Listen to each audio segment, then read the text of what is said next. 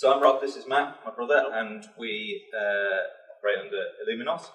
And we are video projection artists, so we create mostly one-off event-based art pieces interacting with buildings and spaces. So a whole range of different projects around the country and internationally, using kind of 3D mapping or certainly projection mapping, but always trying to tie it back to these kind of three ideals we always stick to, which is to do with people, first and foremost, sight and animation, and how those three kind of things come together in a shared event projection piece.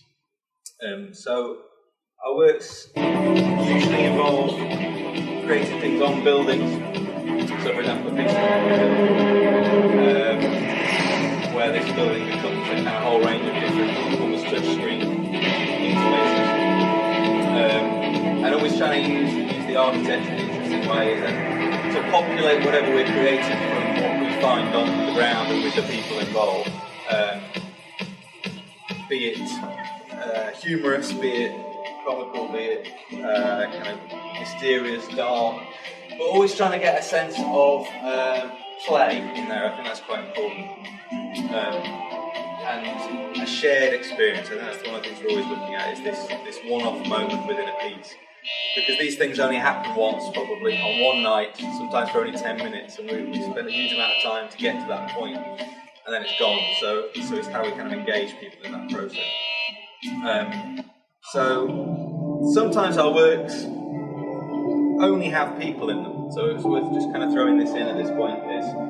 It can be quite low-tech, lo-fi, and still get this kind of sense of technology and involvement, and I think we're always trying to push through that technology barrier that sometimes people face of the computers and the wizardry and the technology aspect. This is something that we did in Ireland with about 80 different participants from schools and from the local orchestra, just using LED torches and sound and music that Matt wrote.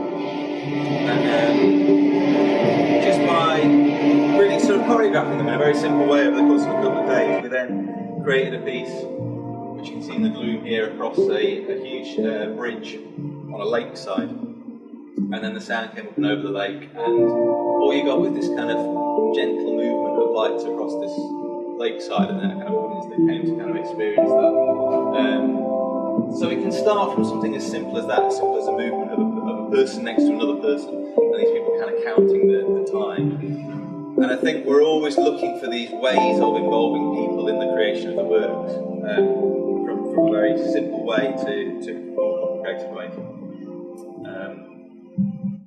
So in other instances, we're right there with people, filming them, grabbing their stories, their narratives. We're always interested in them and what makes them tick, and trying to create a piece out of that. So this, for example, is at the Crew Lyceum Theatre that had a 100-year anniversary. So we were creating a piece that looked at that history and looked at the nature of theatre. And these are both kind of people from the youth theatre, and then delving into the archives of all the past activities that have gone on in that place. And we ended up turning outside of the theatre into a pop-up theatre, a toy theatre, paper theatre, using all of this stuff. So all the audiences, the people. This guy here coming on the follow spot is a guy who used to do the follow spot 20 years ago, and so it's getting to those people and saying, well, we're going to use you in a different way. Again, very playful. We're always interested in this tying back to the kind of Victorian curio and the illusion and the sense of magic and wonder that you used to get in the kind of magic lantern shows and those sort of street illusions and things like that. Play with that in a new technologies way. So again, you kind of classic use of green screen and things. These guys are some of the young people who worked on the first pieces with the giant clock on it.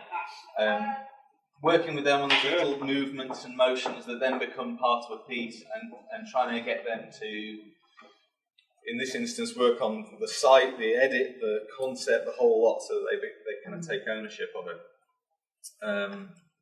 And I suppose this use of working with people and trying to get them directly into the piece, which is a little bit like some of the stuff that you guys were talking about in a virtual way.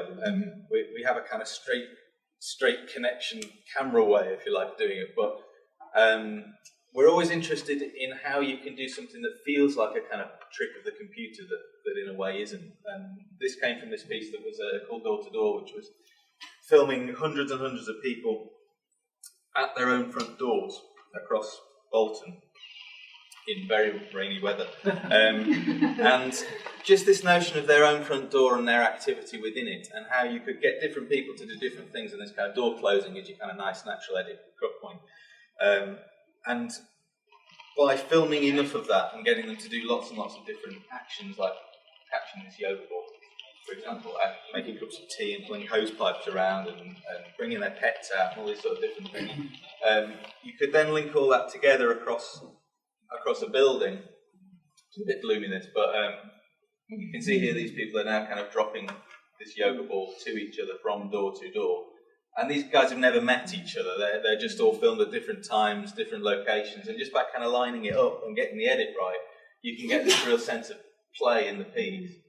And obviously all those people then came to see it, and they're stood in the audience next to each other, and they go, hang on, I just threw a ball to you, and this interaction starts to happen. And, it's kind of on a grand scale, but starts very...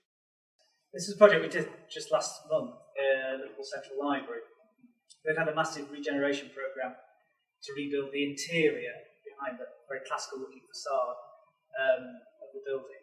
And they asked us to do this, again, to bring sight into an interesting space. So we were bringing the books from the inside of the building onto the outside of the building, if you like, but also exploring more what libraries are about these days, which is internet and congregation, even having a coffee shop, things like that. So we were able to really play with that idea. So we picked 16 books, which weren't necessarily real books. Some were. Ones were made up to do, like Weaving the Web, for instance, which is sort of to reference the internet.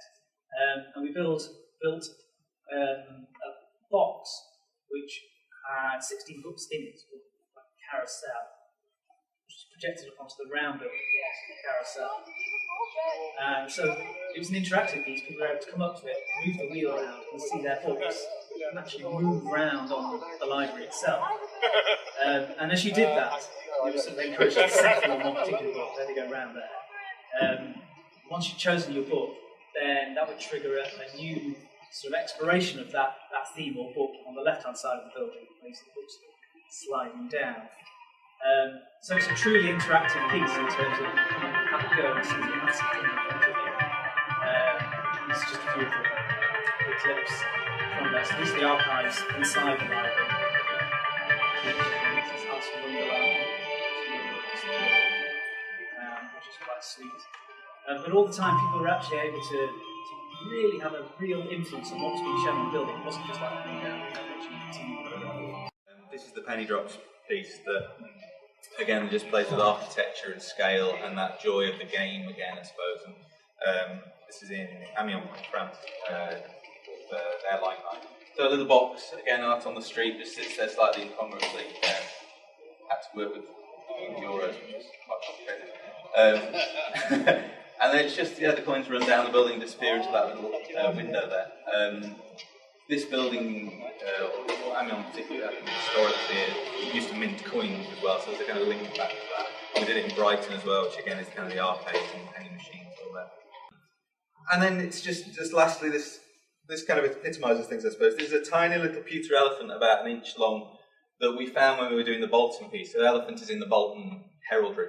And we just animated it in a very simple way, just took its legs off, put them back on again. But the elephant belonged to a lady who was one of the houses we went to, and we knew we were looking for an elephant. She said, oh, I've got an elephant. She pulled out this tiny little elephant, so we took a photograph of it on her front doorstep on a little pillow, managed to sort of chop it all out. And then when it came to it at the end, this is a little gloomy, but the elephant becomes this giant 30-foot elephant that just wanders along past these doors at one point. Everybody kind of runs into their doors and runs away from it, which is quite fun. And so we're always looking at that idea of transformation, I suppose, and that a story and a narrative has as much importance as the technologies that make it happen. And trying to get people to get that sense of wonder back into this kind of work, that sort of joy of the